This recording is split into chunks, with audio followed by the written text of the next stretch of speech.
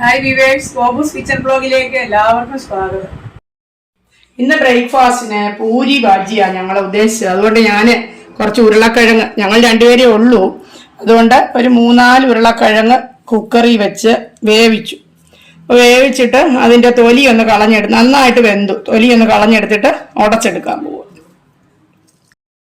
ഒരു തവി ഉപയോഗിച്ചതാ ഇങ്ങനെ ഉടച്ചാൽ മതി, നല്ലോണം വെന്തിട്ടുള്ളതുകൊണ്ട് അങ്ങ് ഉടഞ്ഞോളും. ഉരുളക്കിഴങ്ങ് കൊണ്ടുള്ള ബജ്ജി ഉണ്ടാക്കുന്നതിന് ആദ്യം ഞാൻ ചീനച്ചട്ടിയിലേക്ക് ഒരു 2 ടീസ്പൂൺ കണക്കാക്കി വെളിച്ചെണ്ണ ഒഴിച്ചു. കുറച്ച് സ്വല്പം കടുകും ഒരു വറ്റൽ മുളകും കൂടെ ഞാൻ അതിലോട്ട് ഇടുന്നുണ്ട്. കടുക് പൊട്ടി കഴിഞ്ഞപ്പോൾ അതിലേക്ക് നമ്മൾ സബോള നല്ല സ്ലൈസ് ആയിട്ട് അരിഞ്ഞു വെച്ചിരിക്കുന്ന സബോള ആഡ് ചെയ്യുക. അതോടൊപ്പം തന്നെ ചെറുതായി അരിഞ്ഞു വെച്ച ചെറിയ ഉള്ളി, കൊച്ചുള്ളിയും കൂടെ കുറച്ച്, അത് വേണമെങ്കിൽ ചേർത്താൽ മതി. നിങ്ങളുടെ കയ്യിൽ ഇല്ല എന്നുണ്ടെങ്കിൽ സബോള ആയാലും മതി, അതും നല്ല സ്വാദാണ് കേട്ടോ. സബോള മാത്രം ഇട്ടാലും നല്ല സ്വാദാണ്. അപ്പൊ ഇതിലേക്ക് ഞാൻ അരിഞ്ഞു വെച്ചിരിക്കുന്ന 4 പച്ചമുളക് ഇട്ടു. അതുപോലെ തന്നെ ഒരു മീഡിയം സൈസ് ഇഞ്ചി അരിഞ്ഞതും കൂടെ ചേർക്കുക. ഇനി നമ്മൾ ഇതിലേക്ക് കരിവേപ്പില ഇടുക. കരിവേപ്പില നല്ലതുപോലെ ഇട്ടോളുക, അത് അതിൻ്റെ ഒരു ടേസ്റ്റ് എൻഹാൻസ് ചെയ്യും. അതുപോലെ ഇഞ്ചി നല്ലോണം ഇട്ട് കഴിഞ്ഞാൽ അതും നല്ലതാണ്.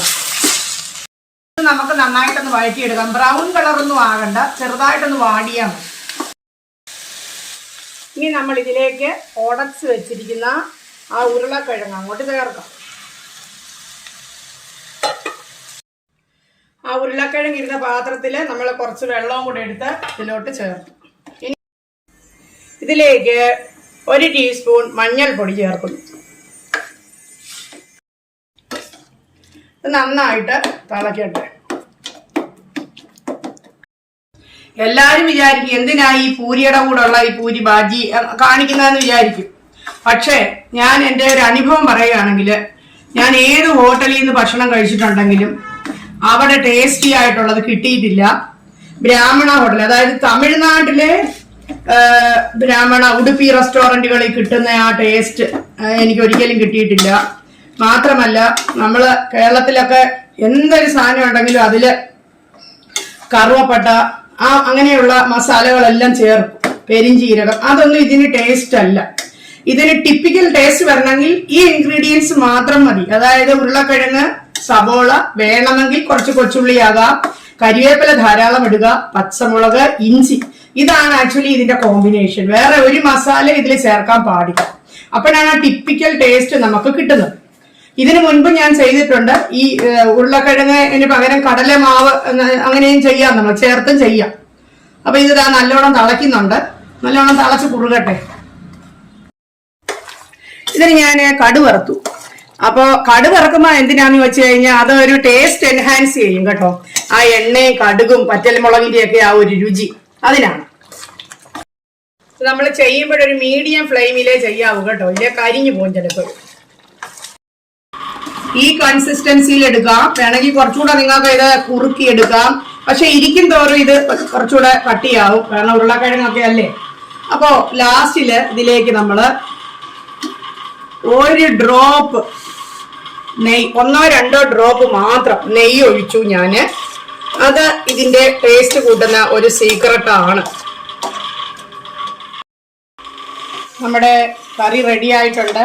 നമുക്കിനി ഇതൊരു സെർവിങ് ബൗളിലേക്ക് മാറ്റാം. വീഡിയോ ഇഷ്ടപ്പെടുകയാണെങ്കിൽ ലൈക്ക് ചെയ്യുകയും സബ്സ്ക്രൈബ് ചെയ്യുകയും ഷെയർ ചെയ്യുകയും ഒക്കെ ചെയ്യണേ. പൂരിക്കെടുക്കുന്ന ഗോതമ്പ് മാവ് നമ്മൾ കുഴയ്ക്കുമ്പോൾ ചപ്പാത്തിയെ കാട്ടി കുറച്ച് വേണം ചേർക്കാനേ, മനസ്സിലായോ? അല്ലെങ്കിൽ പൂരി എണ്ണ കുടിക്കും, അതുകൊണ്ടാണ്. അപ്പൊ ഒരു സ്വല്പം വെള്ളം കുറച്ച് ഇതേപോലെ കുഴച്ചെടുക്കുക. ഇന്ന് വിജയേട്ടനാണ് പൂരിക്ക് പരത്തുന്നത്. എണ്ണ നല്ലപോലെ ചൂടായതിന് ശേഷം മാത്രം പൂരി ഇടുക. എന്നിട്ട് നമ്മളിങ്ങനെ എണ്ണ ഇങ്ങനെ ഒഴിച്ചു കൊടുത്താൽ അത് പൊങ്ങി വരും. അത് ഈ പൂരി പരത്തുമ്പോഴത്തേക്ക് നമ്മൾ സ്വല്പം കനത്തി പരത്തണം. കനത്തി പരത്തിയില്ലെങ്കിൽ അതിങ്ങനെ പൊങ്ങി വരില്ല. കനത്തി പരത്തണം. തീരെ കനം കുറഞ്ഞാൽ ഇങ്ങനെ അത് പൊങ്ങി വരികയില്ല. അതുപോലെ എണ്ണ ഇങ്ങനെ മുകളിലേക്ക് തറപ്പിച്ചു കൊടുത്താലും പൊങ്ങി വരും. അങ്ങനെ എല്ലാം നമ്മൾ കാച്ചിയെടുക്കുന്നു.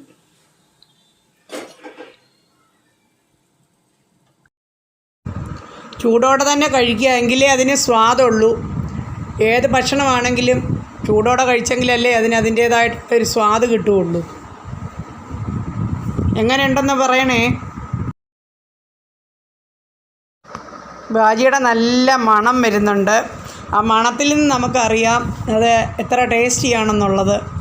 അവസാനം നെയ്യ് ഒഴിക്കുന്നത് വളരെ ടേസ്റ്റിയാണ്.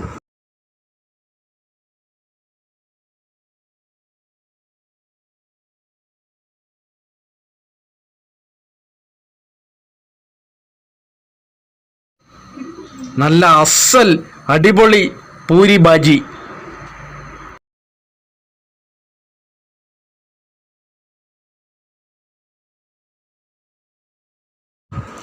ഇതിൻ്റെ കൂടെ കോമ്പിനേഷൻ ഫിൽറ്റർ കോഫി തന്നെയാണ്. ഫിൽറ്റർ കോഫി കുടിച്ചാലേ ഒരു സുഖം കിട്ടുകയുള്ളൂ, ചായയല്ല കോമ്പിനേഷൻ. ഇനി ഒരു വീഡിയോയുമായിട്ട് എത്രയും പെട്ടെന്ന് കാണാം.